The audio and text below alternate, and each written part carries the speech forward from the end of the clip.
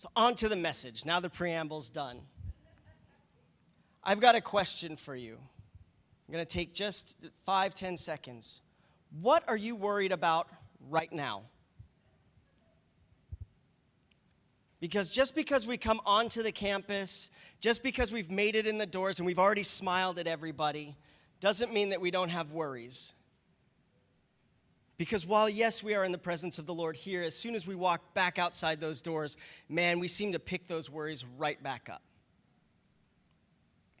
So I'm going to be quiet for 10 seconds, and I want you to think about what it is that you're worried about right now.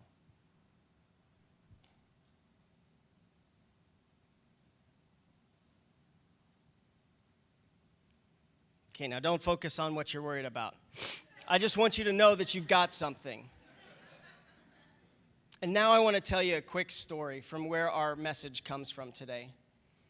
This is a story that happened in my life, in the life of our family here within these last couple of months. And man, I have been chomping at the bit to share this with you all. And I have had to just cover my mouth with both hands when I try to talk to some people about it because I wanted them to show up today. How many of you, when you were kids, or maybe you say it now as a parent or you've heard it, you worry about yourself? You let your brother worry about him. How many of you? How many of you have said it? No. I didn't tell you to do that. I said, you go worry about you, and she'll worry about her. Just me and a couple of other people. So there was this day that I went to the gym, man. I get up a lot of times at 4 to go to the gym because I find I'm more effective during the day. And so when I get home, my family doesn't know what to do with me because I've been up for 2 hours talking to Jesus, running on a hamster wheel, and then I come home and I've been listening to Christian electronic music and I'm just pumped. And I come in and, good morning, everybody. And well, I do that with my kids. I stay out of my room because I know better. So Annie just hears it. But I've already had time to think about and work through all the problems of my day. And so I came home one day. It was 6 a.m. I'd been up for 2 hours. And man, the presence of the Lord was in my house. It was so phenomenal. The kids got up. Normally, they're up by 6:30. By 6:15, they were dressed. 6:15, they were dressed. And they were eating breakfast. They were done by 6:20.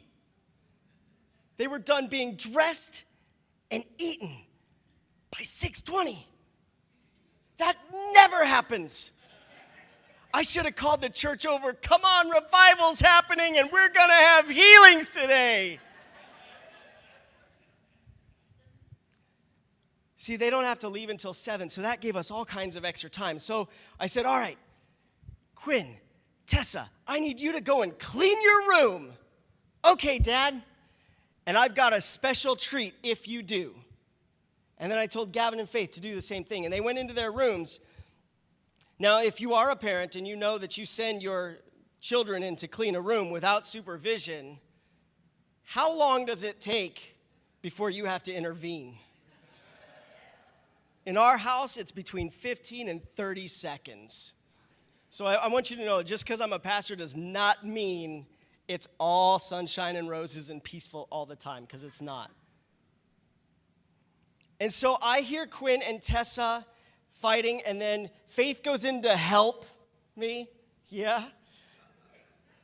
Help.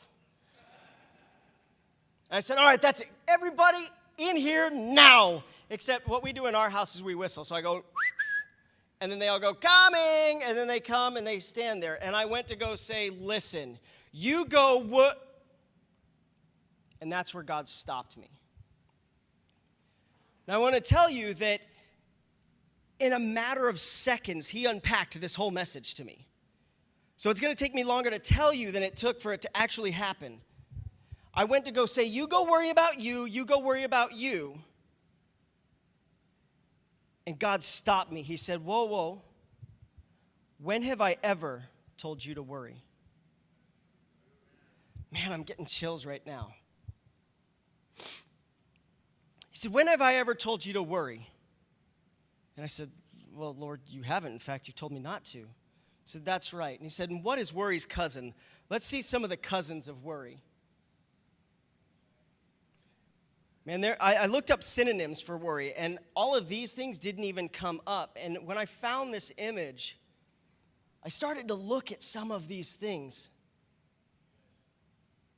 And man, worry is so nasty.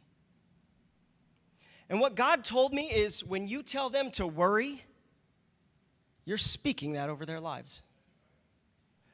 You're speaking anxiety into their lives as their father. As the spiritual head of their home, I am speaking worry and anxiety and all these other things over them unintentionally.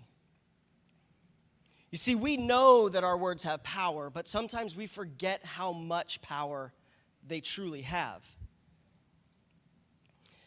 And so I went to go say, all right, you go worry. And God said, no, I don't call you to worry. What do I call you to do? I call you to focus.